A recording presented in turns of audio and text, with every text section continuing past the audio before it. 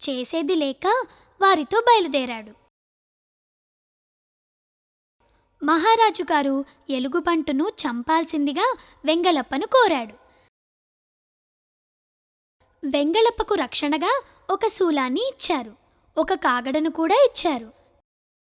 రాజభటులారా, మీరు కూడా నాతో రండి, నాకు ధైర్యంగా ఉంటుంది. వెంగళప్ప గారు మనతో పరాచికాలాడుతున్నారు.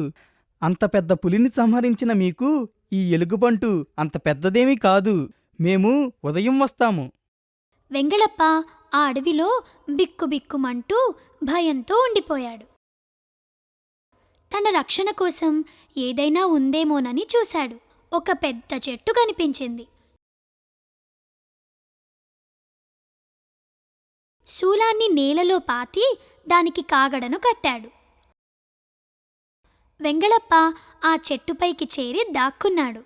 ఉదయం వరకు అక్కడ ఉండి తెల్లవారుజామున అక్కడి నుండి పక్క దేశం పారిపోవాలనుకున్నాడు. అలా ఆలోచిస్తుండగా అక్కడికి ఎలుగుబంటు వచ్చింది.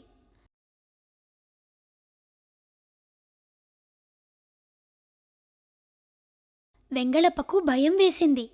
దానిని అలా చూస్తుండిపోయాడు. ఆ ఎలుగుబంటు వెంగళప్ప పెట్టిన కాగడను చూసింది.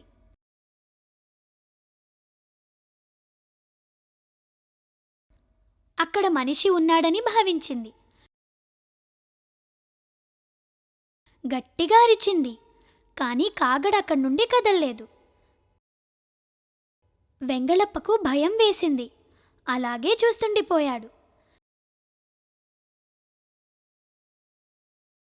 ఎలుగుబంటు కోపంగా అరవసాగింది.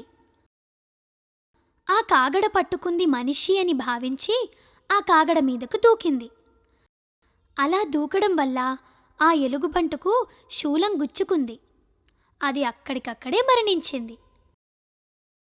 అది చూసి వెంగళప్ప ఆనందపడ్డాడు. ఆ మరుసటి ఉదయం రాజభటులు వెంగళప్ప కోసం అక్కడికి వచ్చారు.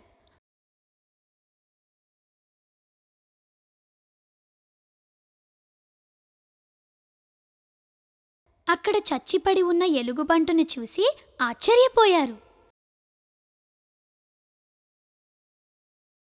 వెంగళప్ప గారు, మీరు ఆ ఎలుగుబంటుని ఎలా చంపారో మాకు అర్థం కావడం లేదు. నాకు కూడా అర్థం కావడం లేదు. అదేమిటి, మీకు అర్థం కావడం లేదా?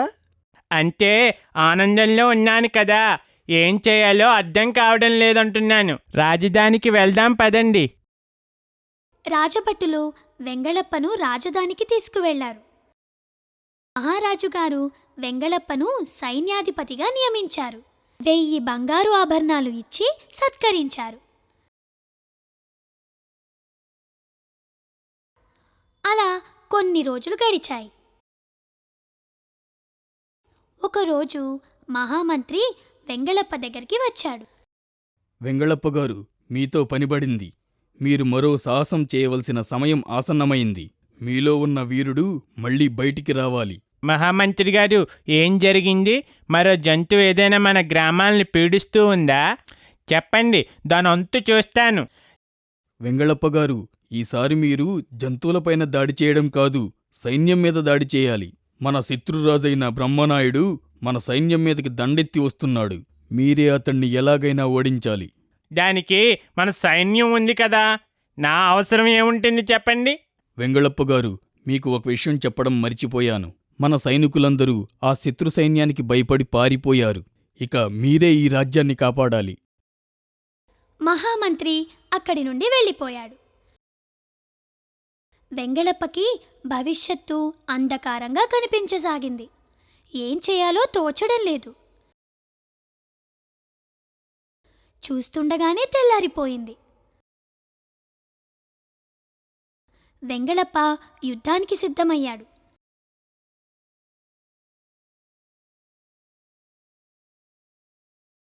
శత్రు సైన్యం మైదానంలో వేచి చూడసాగింది.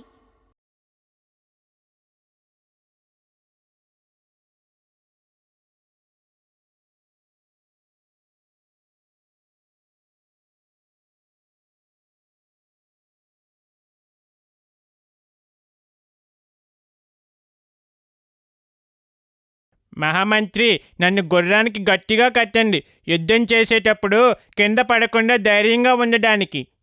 సరే వెంగళప్ప గారు. వెంగళప్ప గుర్రం మీద కూర్చున్నాడు. రాజభటులు అతన్ని తాళ్లతో గుర్రానికి కట్టివేశారు. ఇదే అదనుగా భావించిన వెంగళప్ప అక్కడి నుండి పారిపోవాలని గుర్రాన్ని వేగంగా పోనిచ్చాడు. అది చాలా వేగంగా పరిగెట్టసాగింది.